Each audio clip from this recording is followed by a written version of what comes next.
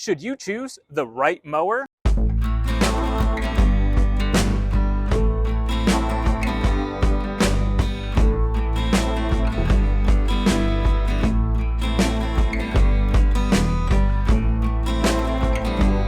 Hey guys, Zach here from Kubota Lynchburg, and today we're going to talk about the different features, benefits, pros, and cons of the SCAG V-Ride stand-on mower and the Wright ZK stand-on mower. So we're going to start off with some of the basic features, some of the very similar things one versus the other. And then we'll go into some of the differences, and of course we're going to talk pricing as well. So let's start with some of the similar features. I'm looking at both here 61-inch decks, so they have the same deck width. You do have the Velocity deck versus the AeroCore deck. So a 61-inch deck. Honestly, in my opinion, I love the Velocity deck from SCAG. It's got the widest discharge opening in the market. It's got really heavy-duty steel, and all the reinforcements on it is really nice. In some places, the steel is almost half-inch thick with the way that they're reinforcing it and getting it ready. Now, the AeroCore deck, this has been known for years to have some of the best cut quality. High-end, very nice to use. Some of the best striping, even comes integrated with a small striping kit on the back. One of the very nice mower decks.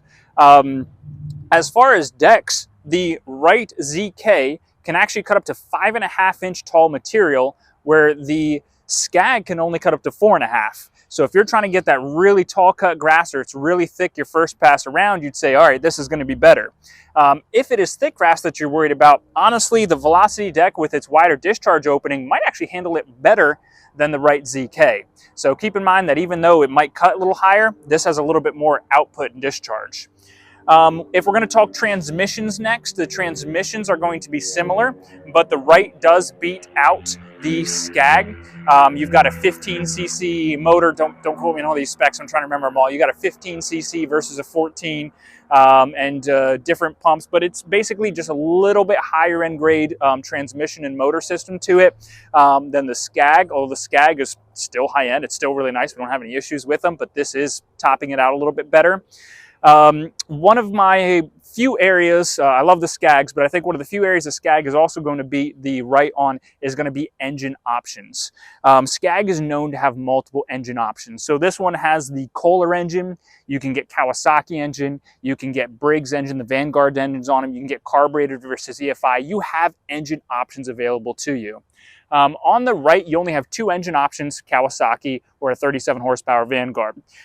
So you are limited a little bit more in your engine options on these. This is the 37 horsepower EFI Vanguard, but it costs way more to have that higher horsepower engine.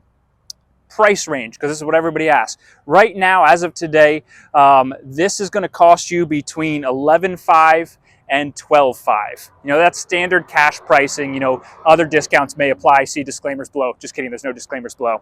But, you know, $11,500 to $12,500. On the Wright standard ZK61, you're going to be running anywhere from between 12 to 15 even. If you go the higher end, maybe the one with the wheels and everything like that, you could be on the higher end of that. So the Wright ZK is more expensive.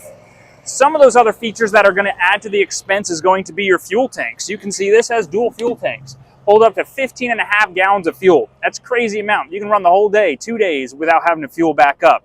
It also distributes your weight very easily and very well on hillsides. So they weigh the same on the machine, but if you fill up both fuel tanks, you're probably going to weigh a little bit more with this one, and your stability is going to be a little bit better than just your single fuel tank on that one. Your control handles, since I'm sitting here, this is the next thing that I feel, your control handles are going to be different. On your Right, you have both forward and back levers to control. So if you're doing a lot of reversing, it's kind of nice to be able to switch between, and your solid position bar is in the center. And on this one, it's the exact opposite. Your movement bars are in the center, whereas your position controls on either way. It really comes down to personal preference. I can hop on either of these, run them just fine, just because I move mowers around all day, every day, but it comes down to personal preference. Some people like one versus the other. I think I like the Wright ZK a little bit better, but realistically, I don't use them enough to justify on hills or slopes to figure out which one's the best, but I think they're about the same, just personal preference. The other thing we're going to go into is tires. Now this one does have the wheels, but that is an option that I ordered it with, but that's the nicest factory option that you can have installed. Both of them have about the same size tires and same capacity there. If you go ahead and start looking at the back of these machines, this one, the seat platform will pick up and out, and it'll give you access to, your transmission and everything like that. You can unscrew these and you can get to even a little bit more service accessibility if you wanted to. So there you can access your pumps and your motors and your hoses and your systems to it. So very easy accessibility on both of these. Make sure I don't lose those. And on this one, very similar, except for this one, it just flips up. And again, same system. You could undo this plate and get to your pumps and motors. I think it's a little bit more accessible here, honestly. And I like the way that these, your hydraulic reservoir tanks are clear and you can see your fill lines right there. On the SCAG V-Ride, we will see that this is a black hydraulic reservoir. Honestly, it's a little heavier duty, but you actually have to open it up and everything like that and check your dipstick on it, rather than just visually. It takes you 2 seconds to look at the clear one and say, yep, it's got fluid in it, we're good to go. So it's easier for your guys, your crew, to say it's good to go, and they're more likely to check it, of course, with the less work that has to be done. Trying to think what else. Speed, ground speed, because that has a higher transmission, you'll go like 12.5 miles per hour versus 10.5. Not a big deal, but you do get a little bit of ground speed. As far as cut quality, I think no matter who it is running these is going to be satisfied with either or. That AeroCore has been known for decades that it's going to have that great cut quality, but the Velocity deck, in my opinion, is the best deck in the mower industry. And so therefore, that's also going to provide you a very good cut quality. As far as factory accessories, each of them have a lot of different factory accessories and options. The Wright ZK I know has some cool things like a weed eater holder, trash bag holder. I know you can add these to the SCAG as well, but it's just some standard stuff that you can see on their website. So push come to shove, I would still go for the Wright. It seems to be the right choice. And it's been known for a long time that their ZK model is industry leading. There's nothing wrong with SCAG. Love SCAG, love the brand, love the factory to it, love everything behind SCAG, US military steel, that kind of stuff.